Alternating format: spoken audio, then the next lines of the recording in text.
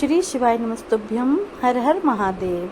21 अप्रैल 2024 दिन रविवार विशेष तिथि है, क्योंकि चैत्र शुक्ल पक्ष की त्रयोदशी तिथि आ रही है और रवि प्रदोष का महासंयोग भी बन रहा है। और जैसा कि आप सबको पता है कि प्रदोष काल में संध्या का, यानी कि प्रदोष के दिन प्रदोष काल में संध्या के समय का पूजन का विशेष समय रहता है। इस वीडियो में हम आपको गुरु जी पंडित प्रदीप मिश्रा जी द्वारा बताए ऐसे 5 महा उपायों की जानकारी दे रहे हैं। इसे आप विशेष से रवि प्रदोष की विशेष तिथि पर करके ज़्यादा से ज़्यादा लाभ प्राप्त कर सकते हैं। हम आपको बता दें कि ये रवि प्रदोष, यानी कि रवि प्रदोष की जो तिथि है वह 20 अप्रैल 2024 यानी कि रात 10:40 से होगी।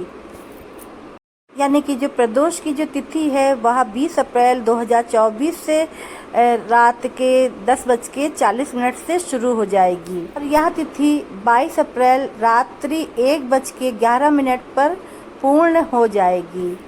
अगर आप प्रदोष का व्रत रखना चाहते हैं तो वह व्रत आप 21 अप्रैल 2024 को, यानी कि कल रविवार के दिन रख सकते हैं। और गुरुजी पंडित प्रदीप मिश्रा जी के उपाय जो प्रदोष के दिन किए जाते हैं वो अगर आप करना चाहते हैं तो वह भी आपको 21 अप्रैल 2024 को ही करना है।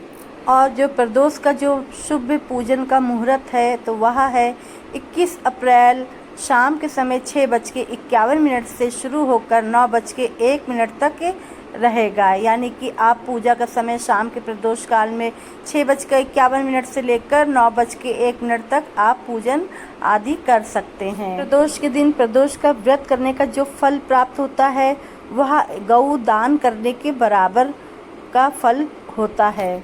यानी कि एक गौ दान करने का जो फल हमें प्राप्त होता है तो वह हमें प्रदोष का व्रत करने से पूर्ण हो जाता है। और आपको बता दे, इस रवि प्रदोष में सर्वाग्य सिद्धि योग और रवि प्रदोष योग और अमृत सिद्धि योग का भी योग बन रहा है और ऐसे में की गई पूजा जल्दी सिद्ध होती है और पूजन का जो फल है वह हमें कई गुना, यानी कि अधिकतर में हमें प्राप्त होता है। अब बढ़ते हैं गुरुजी पंडित प्रदीप मिश्रा जी द्वारा बताए गए रवि प्रदोष के दिन किए जाने वाले उपाय की ओर। बढ़ते हैं पहले उपाय की ओर।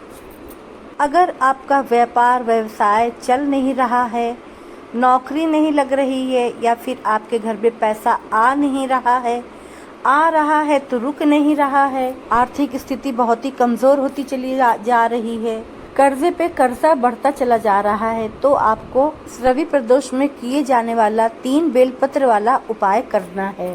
3 बेलपत्र आपको शिवलिंग पर कहाँ अर्पित करना है यह वीडियो के माध्यम से आप देख सकते हैं। पहली बेलपत्र आपको शिवलिंग पर जो अशोक सुंदरी माता का स्थान है, यानी कि शरणागढ़ कार्तिकेय जी और गणेश जी के स्थान के जो बीच में जो मोटी सी लाइन आप देखते हैं वो शिव जी की छोटी पुत्री माता अशोक सुंदरी का स्थान है। आप एरो देख सकते हैं वहाँ पर। तो वहाँ पर एक बेलपत्र आपको समर्पित करनी है और डंडी का मुख जो है वो शिवलिंग की ओर होना चाहिए। इस तरह से आपने पहली बेलपत्र श्री शिवाय नमस्तुभ्यम या हर हर महादेव करके आपने जो भी मंत्र आपको आता है तो वह बोल के आपने अशोक सुंदरी माता के स्थान पर बेलपत्र अर्पित करी। अब दूसरी बेलपत्र आपको शिवलिंग के ऊपर जो जलाधारी बंधी होती है, यानी कि शिवलिंग के ऊपर जो कलश जो बंधा होता है, जहाँ से बूंद बूंद पानी जो शिवलिंग पर गिरता रहता है, उस कलश में आपको दूसरी बेलपत्र अर्पित करनी है और बेलपत्र आपको उस कलश में अर्पित करनी है और 5 पुत्रियों के नाम उस स्थान पर शिव जी की 5 पुत्रियां का स्थान है। वह जलाधारी के ऊपर जो कलश बंधा रहता है वहाँ पर 5 पुत्रियों का स्थान है। शिव जी की 5 पुत्रियों का जया, विषहरा, शामली बारी और दौतली और देव, ये है 5 पुत्रियों के नाम। अगर शिवलिंग के ऊपर जलाधारी नहीं बंधी है तो आप शिव जी की 5 पुत्रियों के नाम लेते हुए आप शिवलिंग के ऊपर भी बेलपत्र अर्पित कर सकते हैं। बस डंडी का मुख जो है वो अशोक सुंदरी के स्थान पर होना चाहिए। 5 पुत्रियों के नाम आप ध्यान से सुन लीजिए। जया, विषहरा, शामली बारी और दौतली और देव, 5 पुत्रियों के नाम। तो ये हो गई दूसरी बेलपत्र। अब तीसरी तीसरी बेलपत्र आपको शिवलिंग की जो जलाधारी जहाँ से पानी नीचे बहता है नाली की ओर, तो वहाँ पर टच कराना है आपको। जलाधारी यानी कि अशोक सुंदरी के नीचे की तरफ जो पानी बहता है वहाँ पर आपको तीसरी बेलपत्र छुआना है। उसके बाद आपको बेल वृक्ष के नीचे जाना है। बेल वृक्ष के नीचे आपको बैठ जाना है और जो मिट्टी पड़ी रहती है बेल वृक्ष की जड़ की तरफ जो मिट्टी या फिर कंकड़ रूपी शंकर आपको कुछ ले लेना है। अगर कोई कंकड़ भी पड़ा हो तो उसको शंकर मान के वहाँ पर आपको बेलपत्र समर्पित कर देनी है। और ऐसे समर्पित करनी है कि बेलपत्र की डंडी का जो भाग होता है वह बेल वृक्ष की ओर हो। और अगर आपके कंकड़ या पत्थर कहीं कुछ भी आपको नज़र नहीं आता है तो वहाँ बेल वृक्ष के नीचे की जो मिट्टी से ही आप थोड़ा सा एक गोल आकृति बना लीजिए। शिवलिंग की तरह छोटी सी कंकड़ पत्थर की तरह आप एक आकृति बना लीजिए। उसके ऊपर आप कंकड़ रूपी शंकर मान के आपको बेलपत्र समर्पित कर देनी है और बेलपत्र की डंडी का मुख्य बेल वृक्ष की ओर हो। बस इतना ही कर लेना है। अगर यह उपाय आप कल के दिन यानी कि रवि प्रदोष के दिन शाम की मनोकामना पूर्ण हो जाएगी। आपका व्यवसाय तेजी से चलने लगेगा और आपके घर में कभी भी धन संपदा का कभी भी कमी नहीं रहेगी। धन संपदा की कभी भी कमी नहीं रहेगी और लक्ष्मी हमेशा वास करेगी। यह उपाय बहुत ही अचूक उपाय है, गुरुजी द्वारा बताया गया उपाय है। प्रदोष के दिन करने का ज्यादा ही लाभ प्राप्त होता है। उपाय करने से आपको व्यापार व्यवसाय में उन्नति देखने को मिलेगी। गुरुजी ने कहा कि अगर आपका पैसा भी कहीं चला गया है तो वो भी वापस लौट आएगा। कभी भी धन की कमी नहीं रहेगी और नौकरी जो आप चाह रहे हैं वो जल्दी ही आपको मिल जाएगी। आपको कर्ज से भी मुक्ति मिलेगी और अगर आप कोई नया व्यापार करना चाह रहे हैं या सोच रहे हैं तो वो व्यापार में भी आपको उन्नति देखने को मिल जाएगी। यह विशेष उपाय को आप सुबह भी कर सकते हैं। सुबह नहीं कर सकते हैं तो शाम कर लीजिए और अगर आप शाम को नहीं कर सकते हैं तो सुबह अवश्य कर लीजिए। बढ़ते हैं दूसरे उपाय की ओर। जी ने अपनी पिछली कथा में यह जानकारी दी थी कि सब जगह आप भटक लिए, सब जगह जाकर आपने देख लिया, सब जगह सबको कह लिया, सबके पास होकर आ गए, पर आपका काम हो नहीं रहा है, आपका काम बन नहीं रहा है। तो आपको एक काम करना है। आपको एक बेलपत्र, आपको एक शमी पत्र और एक आपको कनेर का पुष्प ले लेना है और देवाधिदेव महादेव के शिवालय में जाना है और देवाधिदेव महादेव के शिवलिंग पर आपको सबसे पहले 1 लोटा जल समर्पित करना है। उसके बाद आपको बेलपत्र, शमी पत्र और कनेर का पुष्प समर्पित कर देना है और देवाधिदेव से अपने मन की बात को आपको कह लेना है। आप देखिएगा आपकी मनोकामना 2 से 3 प्रदोष आप करेंगे और आपकी मनोकामना झट पूरी होगी। यह निश्चितता है। देवाधिदेव महादेव आपकी झोली खुशियों से भर देंगे। बस यह उपाय करने से पहले आपको इस चीज का विशेष ध्यान रखना है कि आपको जल अर्पित करने के बाद ही आपको कनेर का पुष्प, शमी पत्र और बेलपत्र अर्पित करना है। गुरुजी ने बताया यह आप 2 से 3 प्रदोष करेंगे और आपकी मनोकामना पूर्ण हो जाएगी। आपका जो कार्य रुका हुआ है वह पूरा हो जाएगा और आपकी जो भी मनोकामना है, जो भी इच्छा है वह पूरी होगी। जो कार्य प्रगति पे नहीं था वह कार्य प्रगति पे शुरू हो जाएगा। बढ़ते हैं तीसरे विशेष उपाय की ओर। गुरुजी ने कहा कि प्रदोष के दिन अगर आप पार्थिव शिवलिंग का निर्माण करना चाहते हैं तो बहुत ही अच्छी बात है। प्रदोष के दिन प्रदोष काल में आप पार्थिव शिवलिंग का निर्माण कीजिए और प्रदोष के समय ही आप उसको किसी नदी में जाकर या तालाब में जाकर विसर्जन कर दीजिए। गुरुजी ने बताया कि जो माताएं और बहनें जो पार्थिव शिवलिंग का निर्माण करती हैं तो उन्हें पार्थिव शिवलिंग पर एक दरार देखने को मिलती है। तो गुरुजी ने इससे संबंधित भी एक जानकारी दी है। तो गुरुजी ने कहा पार्थिव शिवलिंग को बनाने के लिए मिट्टी को कैसे तैयार किया जाता है, उसमें 3 चीजें क्या मिलाई जाती हैं। पहला है घी, दूसरा है मक्खन और तीसरा है दूध। इन तीनों में से कोई एक चीज भी आप मिट्टी में मिला लेंगे। यह हम इसलिए करते हैं कि हमारी वंश वृद्धि चलती रहे, कोई दिक्कत ना हो। दूसरा है भस्म। अगर आपको अलोनी गोबर के कंडे की भस्म आपको मिल रही है तो उसको भी आपको पार्थिव शिवलिंग की मिट्टी में अवश्य मिलाना चाहिए। अलोनी गोबर के कंडे की भस्म भी बीमारी और रोग मुक्ति के लिए प्रयोग में लाई जाती है। अगर कोई रोग बड़ी से बड़ी बीमारी से ग्रसित है तो उससे अलोनी गोबर के कंडे की बनी राख से शिवलिंग पर अभिषेक कराएं या त्रिपुंड बनाएं।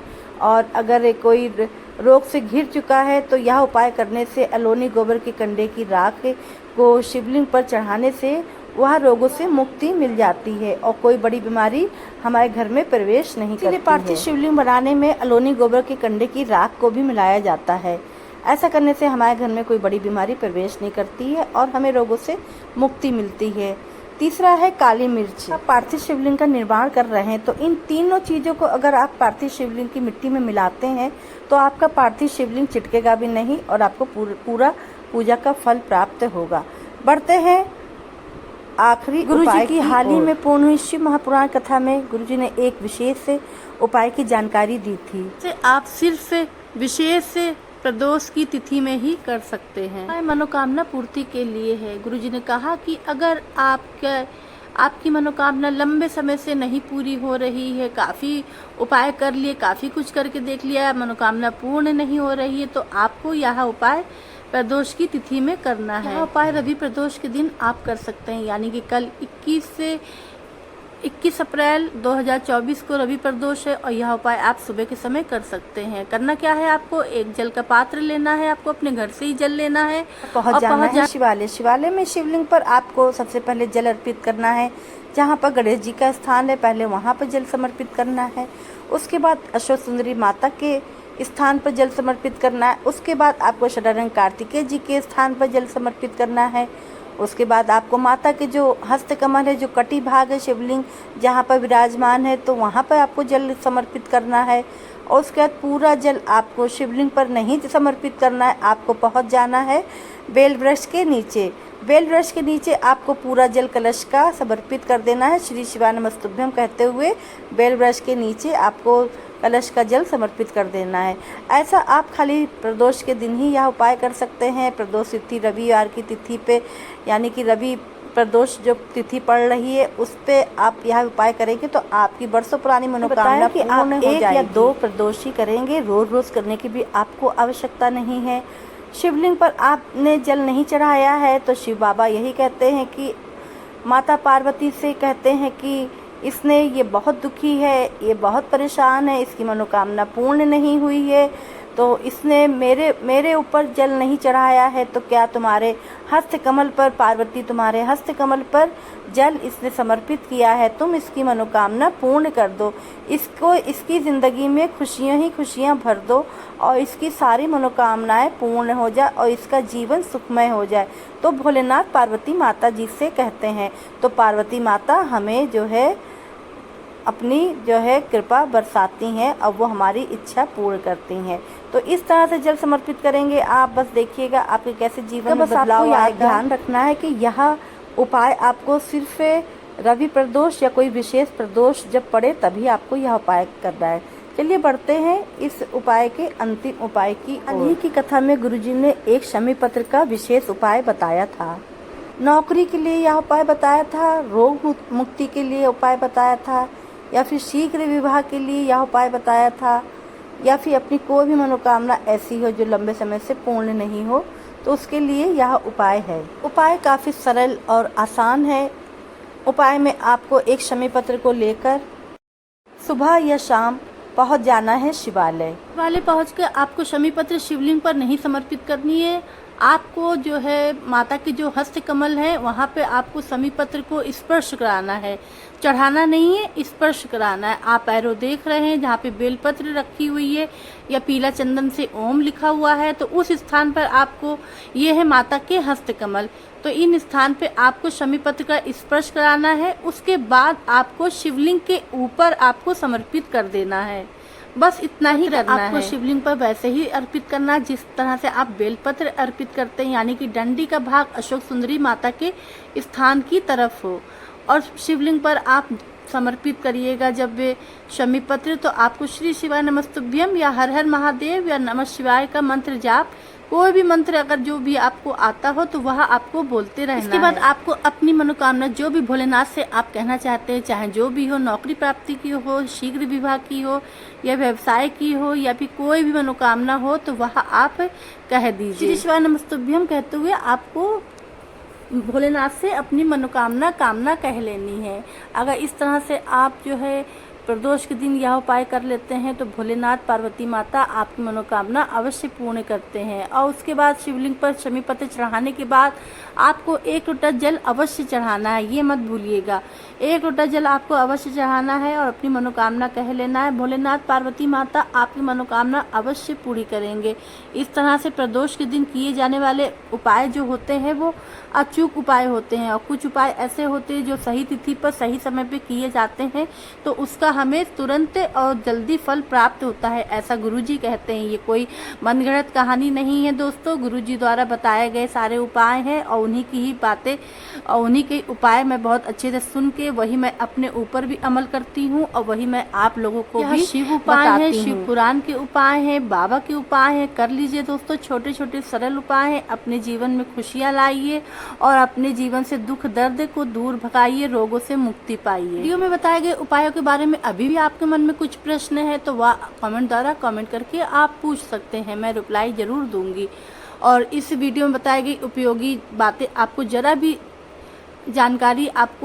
जरा भी उपयोगी लगी हो तो आप कमेंट बॉक्स में हर हर महादेव या श्री शिवाय नमस्तुभ्यम जरूर टाइप करें। मिलते हैं नेक्स्ट वीडियो में नए उपायों के साथ और नई जानकारी के साथ। तब तक के लिए श्री शिवाय नमस्तुभ्यम, हर हर महादेव।